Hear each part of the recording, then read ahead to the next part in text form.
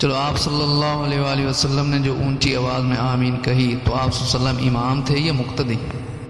آپ صلی اللہ علیہ وآلہ وسلم نے امام بن کر اونچی آواز سے آمین کہی تھی نا، تو تم امام سے بات کر کہ امام اونچی آواز سے آمین کہے، تم مقتدی کے ساتھ انہیں لڑائی شروع کر دی۔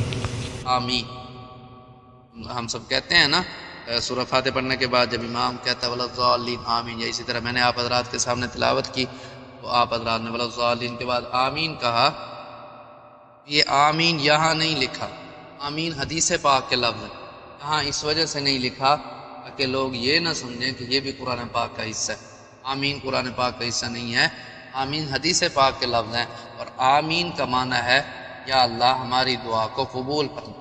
اور دعا میں بہتر یہ ہے دعا آہستہ آواز سے کہی جائے، لہذا آمین جو ہے وہ آپ حضرات نے آہستہ آواز سے کہنی ہے۔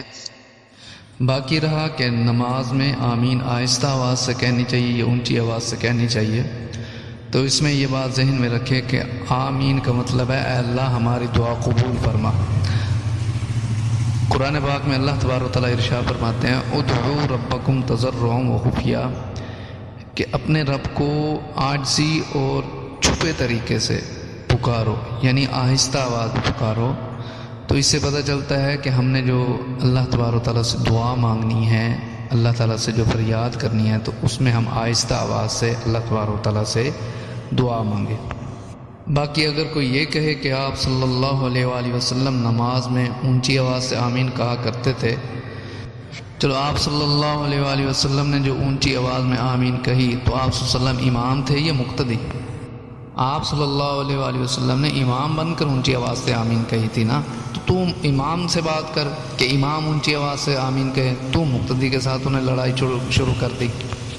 روایات دونوں طرح کی ہیں، آمین اونچی آواز سے کہنے کی بھی، آمین آہستہ آواز سے بھی کہنے کی۔ آپ صلی اللہ علیہ وآلہ وسلم کبھی آمین اونچی آواز سے کہہ دیتے تھے، آپ صلی اللہ علیہ وسلم کبھی آمین آہستہ آواز سے کہہ دیتے تھے۔ اور یہ صرف آمین تک بات نہیں تھی، صحابہ فرماتے ہیں آپ صلی اللہ علیہ وآلہ وسلم کبھی سبحانک اللہم و بحمدک یہ بھی اونچی آواز سے پڑھ لیا کرتے تھے، کبھی التحیات اونچی آواز سے پڑھ لیا کرتے، کبھی اللہم باعد بینی و بین خطایاہم یہ بھی اونچی آواز سے پڑھ لیا کرتے تھے۔ صحابہ کرام نے نہیں پوچھا ہوگا آپ صلی اللہ علیہ وآلہ وسلم سے، بلکہ حضرت ابو ہریرہ رضی اللہ تعالیٰ عنہ نے پوچھا آپ صلی اللہ علیہ وسلم سے، یا رسول اللہ آپ کبھی اونچی آواز سے پڑھتے ہیں کبھی آہستہ آواز سے؟ تو آپ صلی اللہ علیہ وسلم فرمایا بیان جواز کے لیے، تمہیں پتہ چل جائے کہ میں یہاں کچھ پڑھ رہا ہوں۔ معلوم ہوا آپ صلی اللہ علیہ وآلہ وسلم کی عادت مبارکہ اونچی آواز سے پڑھنے کی نہیں تھی، عادت مبارکہ آپ صلی اللہ علیہ وسلم کی آہستہ آواز سے ہی پڑھنے کی تھی۔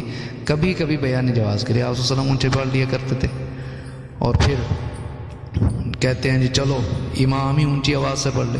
او بھائی اللہ کے بندے، چلو اگر امام کی بات ہے تو تمہارے امام نے کبھی سبحانک اللہ اونچی آواز سے پڑھی ہے؟ آدھی حدیث کیوں بیان کرتے ہو؟ پھر پوری حدیث پر عمل کرو۔